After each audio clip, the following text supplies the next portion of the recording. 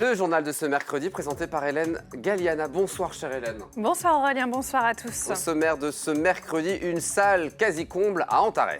Mais un résultat frustrant. Malgré la victoire du MSB ce mardi soir, les tangos ne se sont pas qualifiés pour les playoffs.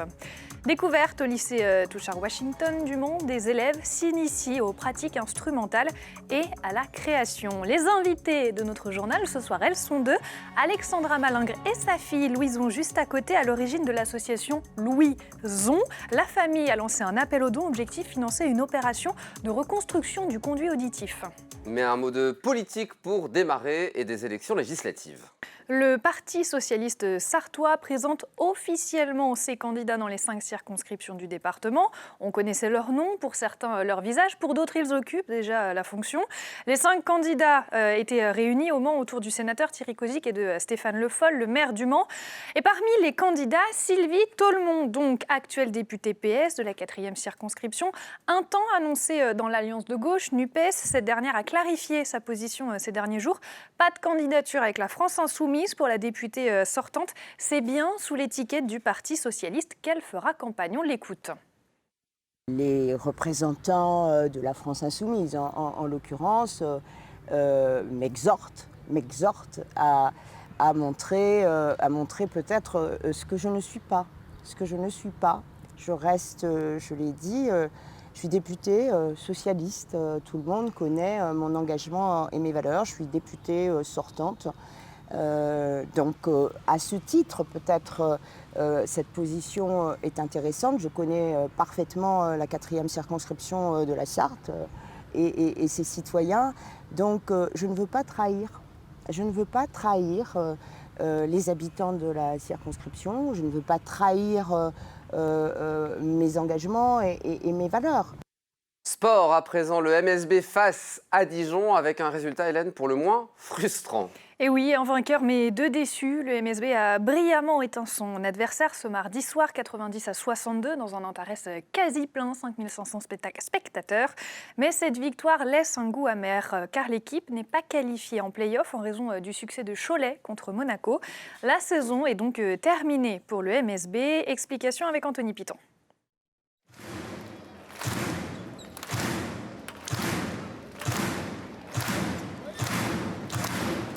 Moment de partage avec le public.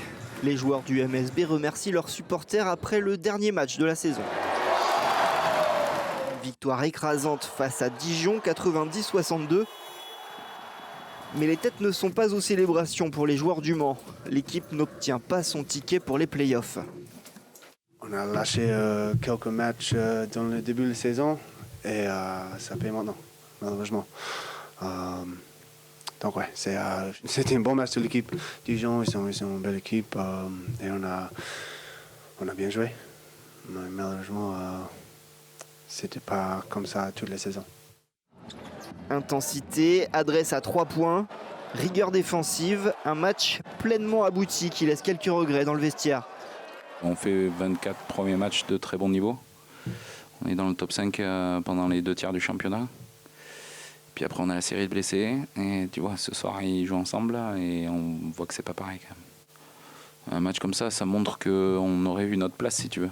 Alors, on n'a pas un bon bilan contre les équipes qui sont en play-off, sauf qu'on les a toutes jouées au moment où on était très diminués. Donc, je suis pas sûr que ça soit une bonne conclusion.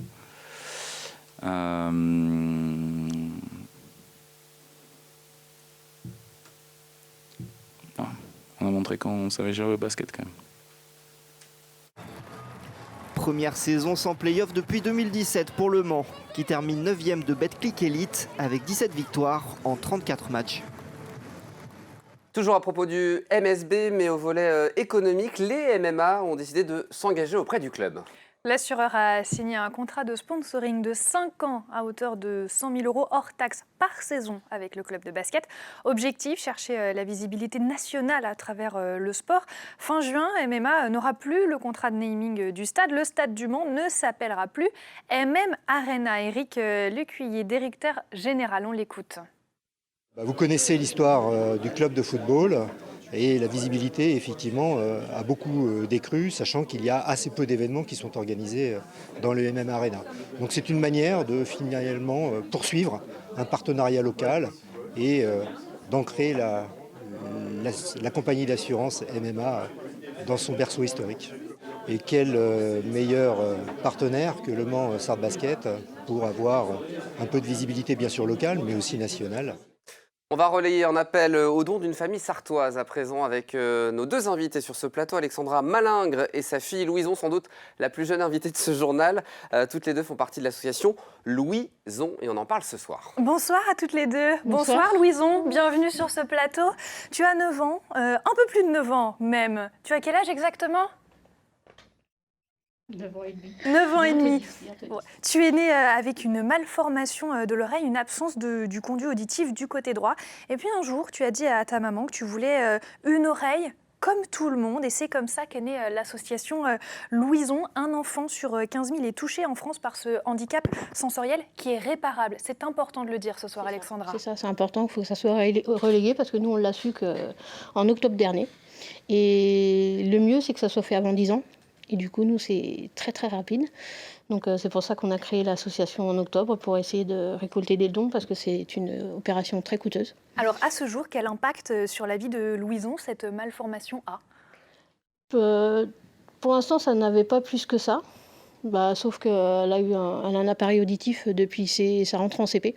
Mais c'est conduction osseuse, donc du coup c'est très dérangeant pour elle. Ça fait que du bruit, ça l'embête plus que ça ne l'aide. Et encore pire, et que du coup elle ne pouvait plus le porter à cause du Covid, masque, lunettes, appareil, c'était plus la peine. Et du coup là, on a appris cette opération et nous, on veut le meilleur pour notre fille. Et du coup, si elle peut entendre, ça serait génial pour son avenir.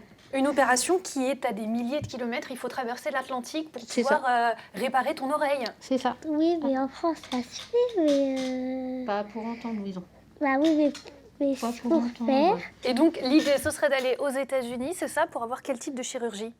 Du coup, ça s'appelle la canaloplastie. Elle a tout ce qu'il faut derrière. C'est juste qu'elle a un os qui gêne et du coup, ils ouvrent au laser. Et après, ils refont la construction en même temps. Ils commencent à refaire la construction en France de l'oreille, pas la canaloplastie. Mais pour l'instant, ils ne sont pas prêts à faire les deux. Une opération extrêmement coûteuse. Combien ça coûte ? 85 000 €. Tout, puisque vous ne pourrez pas prendre l'avion juste après l'opération. C'est ça c'est qu'il que faut les préciser. opérations, 85 000 €. C'est que l'opération, d'accord. Il nous faut 100 000 € parce qu'il faut rester 5 semaines là-bas parce qu'ils créent un tympan et on ne peut pas prendre l'avion. Alors pour ça, vous avez créé une association, l'association Louison, avec un jeu de mots entre le prénom et puis Louis, exactement. Vous avez lancé du coup une campagne de récolte de dons. Où est-ce que ça en est ? Quelles actions vous menez ? Là, on a atteint 33 000 €. On a eu une maman de l'école qui a un restaurant, qui a fait une opération couscous vendredi soir et ça a super bien marché. Et on a rencontré une personne du Support Air Club du Mans FC qui nous aide beaucoup et qui va relayer énormément parmi le club. Et on tente, on a fait un bric-à-brac il y a 15 jours, on essaye toutes les... Et puis vous aussi, avec votre mari, vous mobilisez énormément pour tenter de récolter aussi des sous, mais c'est quand même assez c'est fatigant, surtout mon mari, là, vous voyez, cette semaine, pendant plusieurs semaines, ça va être 8h le matin jusqu'à 22h le soir. Il fait double boulot.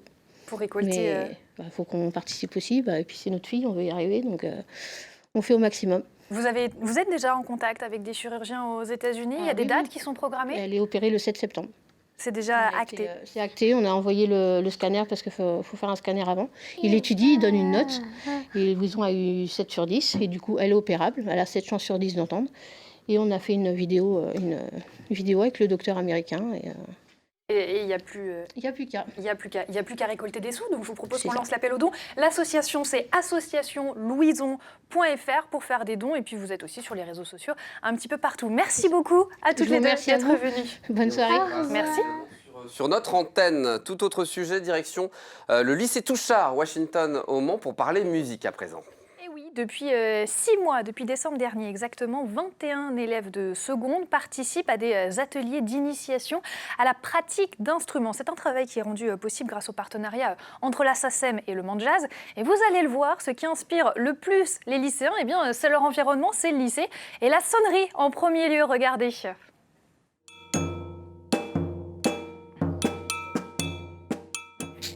Pour ces élèves de seconde, c'est une première. Aucun d'entre eux n'avait fait de musique avant ces ateliers. Pourtant, dans quelques heures, ils se produiront en concert devant d'autres classes du lycée. J'avais des envies des fois de jouer par exemple de la batterie. Là, on découvre des nouveaux instruments et tout. Donc ça, oui, ça nous donne envie forcément de faire des instruments, mais ça dépend lesquels. N'oubliez pas en fait que quand on fait un concert, on fait pour nous et surtout pour les publics en fait. D'accord ?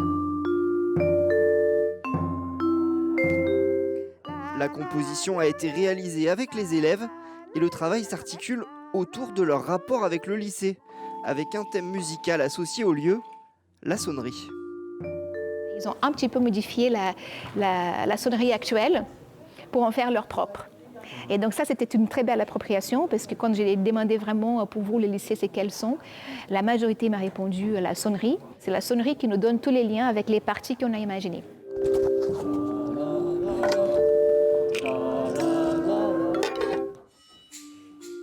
Au niveau pédagogique, c'est le professeur de lettres qui coordonne l'ensemble. L'idée, leur apprendre les bases des processus d'écriture d'une œuvre musicale. Comprendre comment on compose une œuvre, comment un compositeur a des idées, comment il construit son travail, et de vraiment rentrer dans la fabrique d'une œuvre d'art, alors après musicale, littéraire ou autre. Et puis en cours, on avait travaillé sur la poésie, donc il y a des rapports tout à fait évidents entre la poésie, la fabrique de l'alexandrin, et puis la fabrique d'une phrase musicale. Des fois, c'est les sons bruts, vous avez reconnu. Fin des ateliers, mais le travail des élèves ne sera peut-être pas qu'éphémère. La vignette sonore qu'ils ont créée pourrait remplacer l'actuelle sonnerie du lycée. Plutôt chouette, bravo aux élèves du lycée Touchard-Washington du Mans. Ça donne presque envie de retourner au lycée, vous trouvez pas ? Quasiment, mais on est pas mal ici quand même. Oui. Allez, on va rester même ensemble un petit peu plus longtemps après la page de pub et la météo. On se retrouve pour Au quotidien, la suite, à tout de suite.